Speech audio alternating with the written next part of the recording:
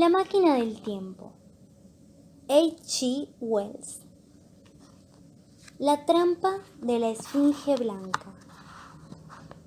Alrededor de las 8 o las 9 de la mañana, llegué al mismo asiento de metal amarillo desde el cual había contemplado el mundo la noche de mi llegada. Pensé en las conclusiones precipitadas que había hecho aquella noche y no pude dejar de reírme amargamente de mi presunción.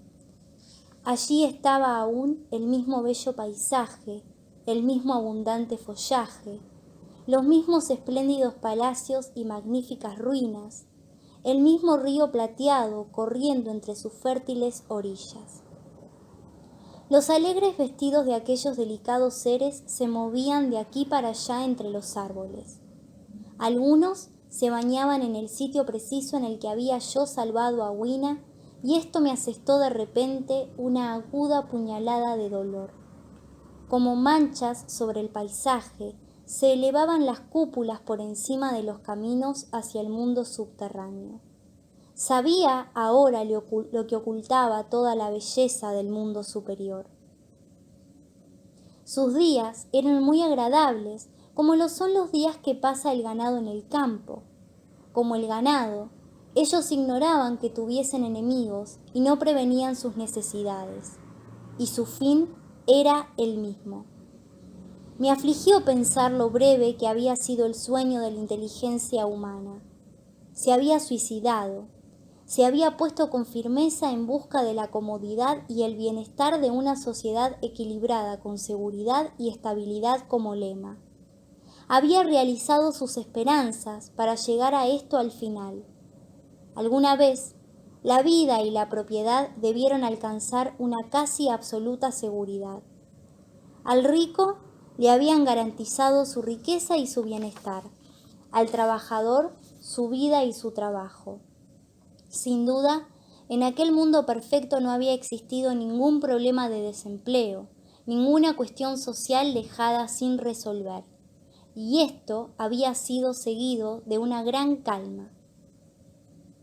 Una ley natural que olvidamos es que la versatilidad intelectual es la compensación por el cambio, el peligro y la inquietud. Un animal en perfecta armonía con su medio ambiente es un perfecto mecanismo. La naturaleza no hace nunca un llamamiento a la inteligencia, como el hábito y el instinto no sean inútiles. No hay inteligencia donde no hay cambio ni necesidad de cambio. Solo los animales que cuentan con inteligencia tienen que hacer frente a una enorme variedad de necesidades y peligros. Como podía ver, el hombre del mundo superior había derivado hacia su blanda belleza y el del mundo subterráneo hacia la simple industria mecánica. Pero aquel perfecto estado carecía aún de algo para alcanzar la perfección mecánica, la estabilidad absoluta. Sin dudas, a medida que transcurría el tiempo, la subsistencia del mundo subterráneo, como quiera que se efectuase, se había alterado. La madre necesidad, que había sido rechazada durante algunos milenios, volvió y comenzó de nuevo su obra, abajo. El mundo subterráneo, al estar en contacto con una maquinaria que, aun siendo perfecta, necesitaba, sin embargo, un poco de pensamiento, además del hábito, había probablemente conservado, por fuerza, bastante más iniciativa, pero menos carácter humano que el superior. Les faltó cierto tipo de carne y acudieron a lo que una antigua costumbre les había prohibido hasta entonces. De esta manera, vi en mi última mirada el mundo del año 802.701. Esta es tal vez la explicación más errónea que puede inventar un mortal. Esta es, sin embargo, la forma que tomó para mí la cosa y así se la ofrezco a ustedes. Después de las fatigas, las excitaciones y los terrores de los pasados días, y pese a mi dolor, aquel asiento, la tranquila vista y el calor del sol eran muy agradables. Estaba muy cansado y soñoliento, y pronto mis especulaciones se convirtieron en sopor. Gracias a este modo de verlo, acepté mi propia sugerencia, y tendiéndome sobre el césped gocé de un sueño vivificador.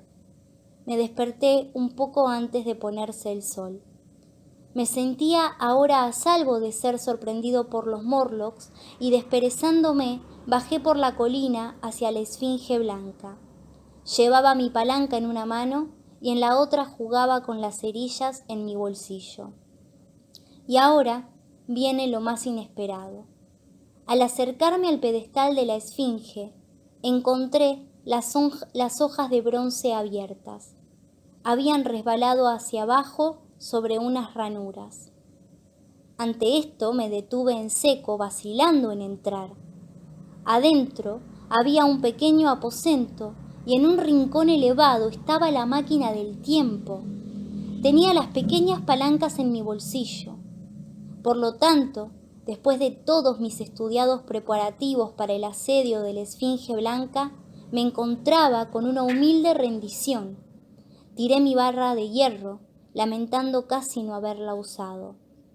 Me vino a la mente un repentino pensamiento cuando me agachaba hacia la entrada. Por una vez, al menos, capté las operaciones mentales de los Morlocks. Conteniendo un enorme deseo de reír, pasé bajo el marco de bronce y avancé hacia la máquina del tiempo. Me sorprendió observar que había sido cuidadosamente engrasada y limpiada. Después, he sospechado que los Morlocks la habían desmontado en parte, intentando, a su insegura manera, averiguar para qué servía. Mientras la examinaba, encontrando un placer en el simple contacto con el aparato, pasó lo que yo esperaba. Los paneles de bronce resbalaron de repente y cerraron el marco con un ruido metálico. Estuve en la oscuridad atrapado en la trampa. Eso pensaban los Morlocks. Me reí entre dientes gozosamente. Oía ya su risueño murmullo mientras avanzaban hacia mí. Con toda tranquilidad intenté encender una cerilla. No tenía más que tirar de las palancas y partiría como un fantasma. Había olvidado algo insignificante. Los fósforos eran de esa clase abominable que solo se encienden raspándolos sobre una caja. Pueden ustedes imaginar cómo desapareció toda mi calma. Los pequeños brutos estaban muy cerca de mí. Uno de ellos me tocó. Con la ayuda de las palancas barrí de un golpe la oscuridad y empecé a subir al sillín de la máquina. Una mano se posó sobre mí y luego otra. Tenía, por lo tanto, simplemente que luchar contra sus dedos persistentes para defender mis palancas y al mismo tiempo encontrar a tientas los pernos sobre los cuales se encajaban. Casi consiguieron apartar una de mí. Cuando sentí que se me escurría de la mano, no tuve más remedio que topar mi cabeza en la oscuridad. Pude oír retumbar el cráneo del Morlock para recuperarla. Considero que aquel último esfuerzo representaba algo más inmediato que la lucha en la selva. La palanca, entonces, quedó encajada en el movimiento de la puesta en marcha. Las manos que me hacían se desprendieron de mí. Las tinieblas se disiparon luego ante mis ojos, y me encontré en la misma luz grisácea y entre el mismo tumulto que ya he descrito.